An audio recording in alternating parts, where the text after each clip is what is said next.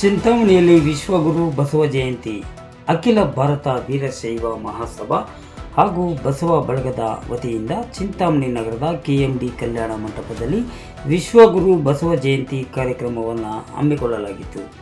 ಈ ವೇಳೆ ಕಾರ್ಯಕ್ರಮದಲ್ಲಿ ಭಾಗವಹಿಸಿ ಮಾತನಾಡಿದ ಬಾಲವಾಗ್ಮಿ ಹಾರಿಕಾ ಮಂಜುನಾಥ್ ಅವರು ಮಾತನಾಡಿ, ಸನಾತನ ಧರ್ಮ ಮತ್ತು ವಚನ ಪರಂಪರೆಯ ಉಳಿವಿಗೆ ಕಲ್ಯಾಣ ಕ್ರಾಂತಿಯೇ ಮೂಲಾಧಾರವೆಂದು ಹೇಳಿದ ಅವರು, ಅರಬ್ಬರು, ಡಚ್ಚರು ಹಾಗೂ ಮೊಘಲರಂತಹ ಆಕ್ರಮಣಕಾರರು ದೇಶದ ಮೇಲೆ ಸತತ ದಾಳಿ ಮಾಡಿದರೂ ಸಹ ಇಂದಿಗೂ 100 ಕೋಟಿಗೂ ಹೆಚ್ಚು ಹಿಂದೂಗಳು ತಮ್ಮ ಸಂಸ್ಕೃತಿಯನ್ನು ಆಚರಿಸುತ್ತಿದ್ದಾರೆಂದರು.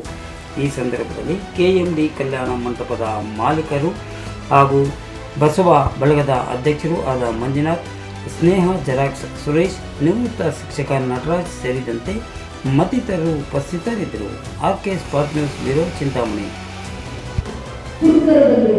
ಅರಬ್ಬರು ಬಂದರು, ಅಫ್ಘಾನರು ಬಂದರು, ಪೋರ್ಚುಗೀಸರು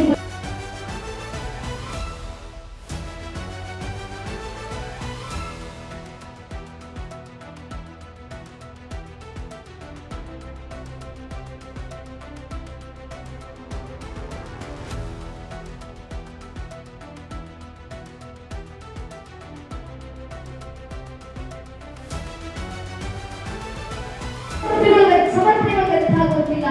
ಅವರ ಶ್ರಮ